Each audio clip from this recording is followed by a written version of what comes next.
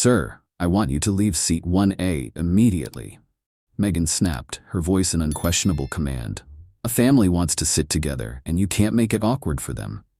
Thomas struggled to his feet, his injured knee making every step painful and suffocating, but Megan paid no heed. She stood there, defiant, imposing, and stripping him of his rights in a matter of seconds. "You have to go now." Megan gave him no explanation or sympathy. The cabin suddenly fell silent. All eyes turned to Mr. Thomas, who was silently suffering, standing before the blatant injustice that could not be denied. Why was a person who had once devoted himself to his country, a veteran with deep wounds on his body, treated badly, forced to leave the most expensive seat on a flight just because a family wanted to sit together? Welcome to Gratitude Stories, where we tell everyday stories with heart, compassion, and integrity. Tom Hayes walked slowly into the cabin, each step causing a dull, lingering ache in his left knee, which had been severely damaged by years of military service. At 75, the man had become accustomed to the pain as a part of life.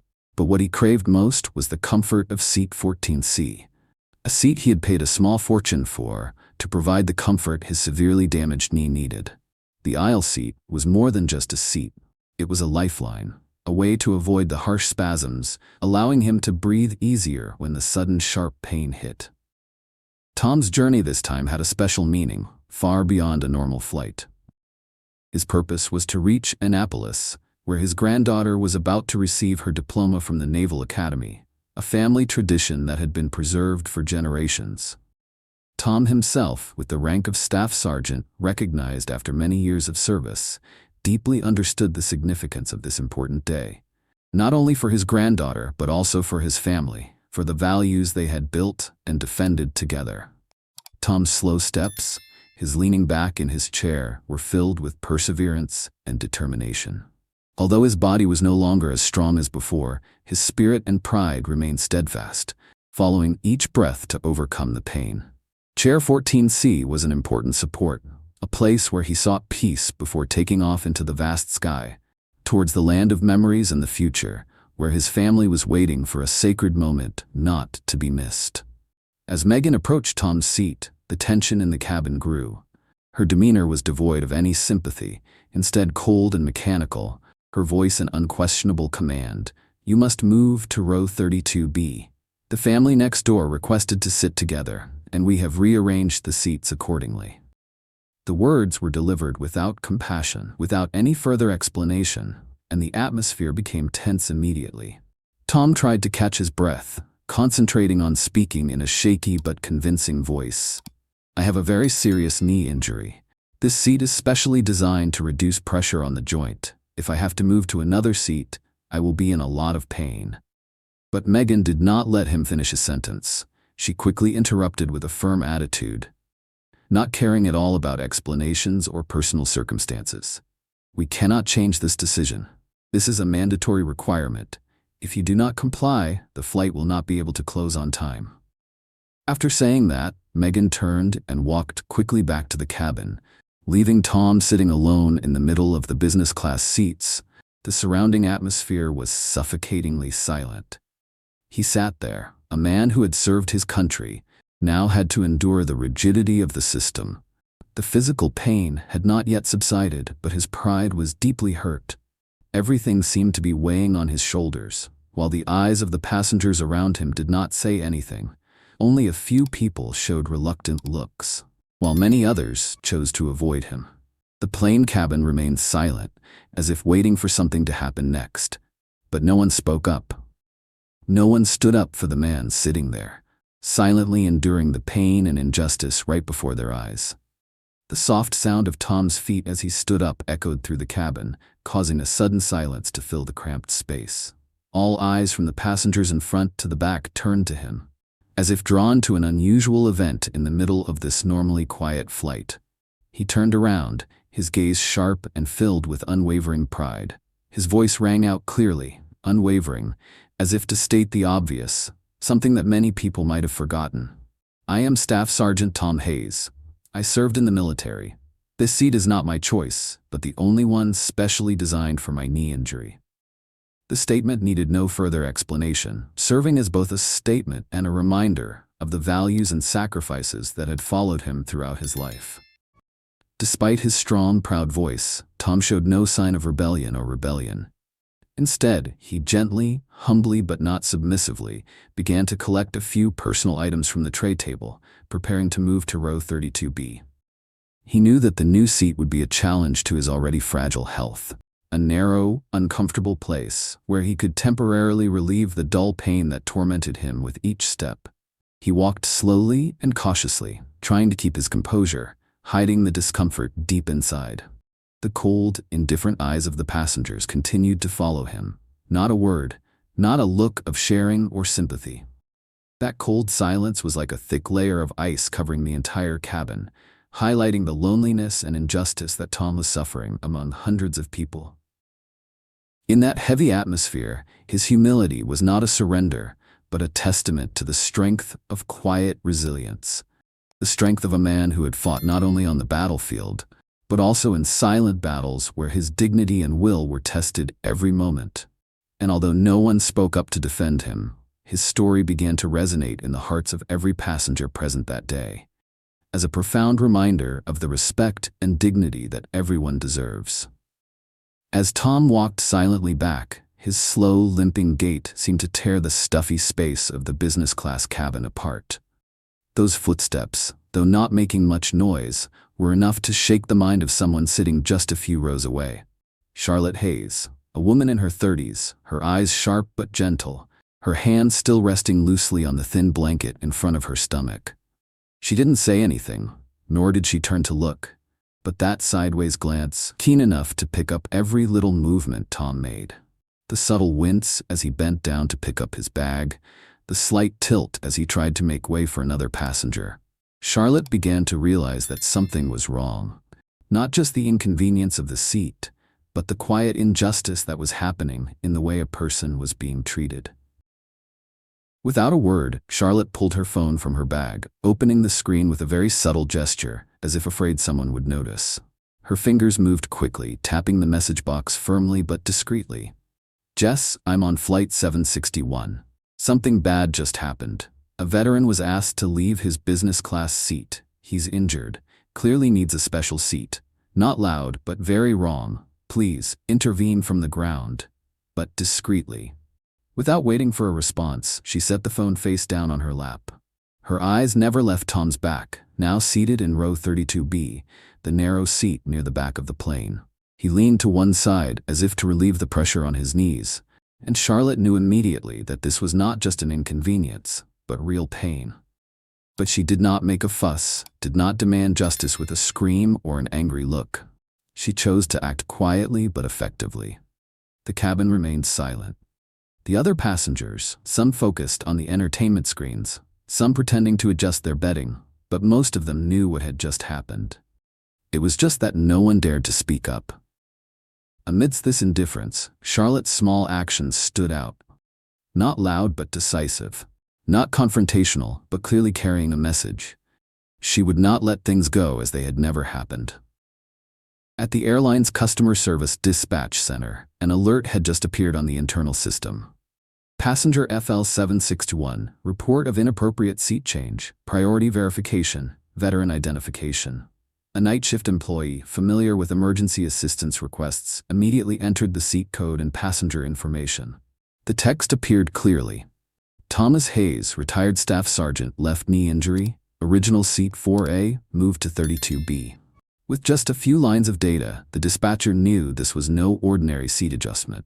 Instead, it was a breach in the entire process, and if not addressed, it could have far greater consequences than a single complaint.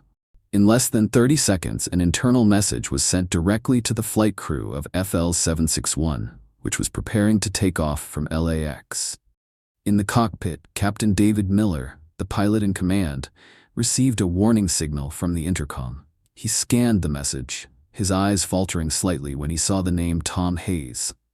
Not because his name stood out, but because it brought back memories that could not be forgotten. David Miller was an Army pilot. He had served in Iraq and had met Staff Sergeant Hayes on a rescue mission near Kirkuk, a soldier with a broken knee who had supported the crew in the smoke-filled siege. There was no mistaking the name. Without a word, Miller signaled the flight attendants to return to the bridge. Megan was the first to enter, still holding the seat adjustment list. "Why was seat 4A moved?" Miller asked, his voice low, even, and emotionless. "The family of 3 in row 5 wanted to sit together," Megan replied quickly. "I saw he was alone, so I moved him to 32B. No one reported any special requests." "He's a veteran. He has medical records," Miller interrupted. "I need all operations to cease immediately. No one closes the hatch. This flight is not ready for takeoff." The entire flight crew froze. Megan fumbled for her medical form, but it was too late. Miller had already radioed the ground. "Delayed takeoff FL761, suspected violation of disability policy, requesting verification from operations." The cabin was quiet. The plane's wheels were slowly rolling down the runway, ready for takeoff. But deep inside the system, the gears of change were already turning. Megan left the cockpit with a stony face, but her steps were a little less sure.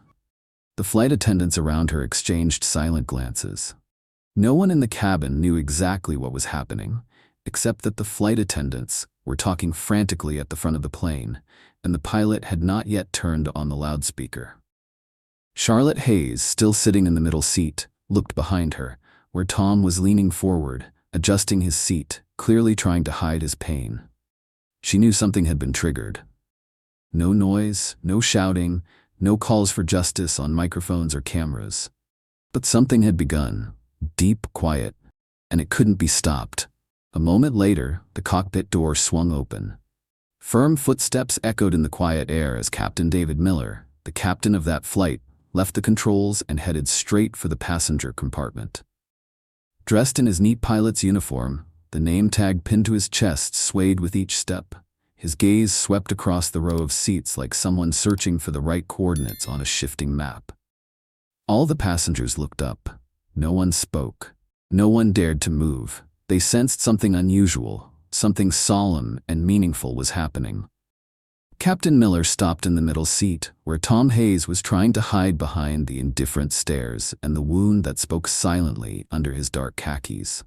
For a moment, the man with the pilot's rank said nothing. He raised his hand to his temple, performing a military ceremony that anyone who had served in the armed forces would recognize. A solemn, firm, proper, respectful salute. The air was silent. The whole cabin froze for a moment, leaving only the echo of a silent honor, resounding in an action that needed no explanation. As his hand fell, Captain Miller's voice rose, not loud but full of weight, resonating in every heart. "Staff Sergeant Thomas Hayes, on behalf of the airline and the crew of this flight, I apologize for the inappropriate treatment that occurred. The airline made a mistake in not properly noting your medical condition and allowing this to happen. We are deeply grateful for your service to this country, and today, it will be recognized in the right way." The once indifferent eyes were now lowered, shame spreading silently like ink on white paper.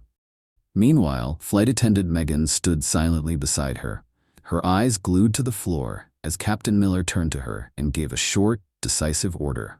"Move Staff Sergeant Hayes to seat 1A immediately." No protest. Megan just nodded slightly, then along with 2 other flight attendants, gently walked over to help Tom collect his luggage. Seat 1A, business class, the place for priority passengers, was now opened, not just because of regulations or concessions, but to restore some justice to a man who had stood at the forefront of protecting the peace of all those sitting here. And this time, when Tom Hayes slowly stood up, his every step was no longer a silent humility, but a quiet affirmation, so profound and powerful that no one dared to look away. Tom Hayes walked slowly, guided by the 2 flight attendants and Captain Miller. The cabin was silent, not of fear or surprise, but of a kind of indescribable reverence, a silence that was louder than any applause. Each step Tom took toward seat 1A was more than a change of seat. It was a correction of a system, a belated but necessary response to a man who had sacrificed himself silently.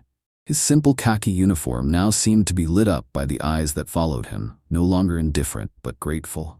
Charlotte Hayes, who had been sitting silently in the back watching it all, wiped her eyes as Tom was ushered into the front row, usually reserved for businessmen and first-class guests.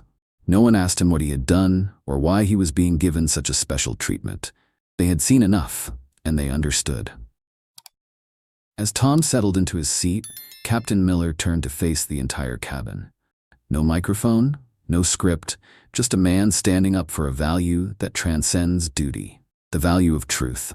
His voice was deep but resonant in the quiet cabin. Today, we fly with a warrior who has returned wounded from a place many dare not set foot. And today, we also witnessed a mistake that should not have happened. On behalf of the airline, I would like to deeply apologize and thank Mr. Thomas Hayes for his dedication. In this cabin, we are all equals, and gratitude must always come before any policy. The words did not stop at the ears, they reached the deepest part of each passenger's heart.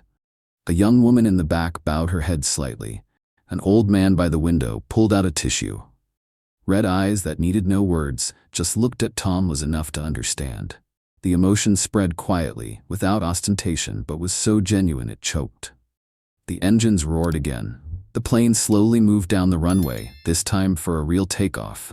But no one paid attention to the tilt, the vibration, or the flight time. Instead, they carried a story. The story of a soldier, a flight, and an apology.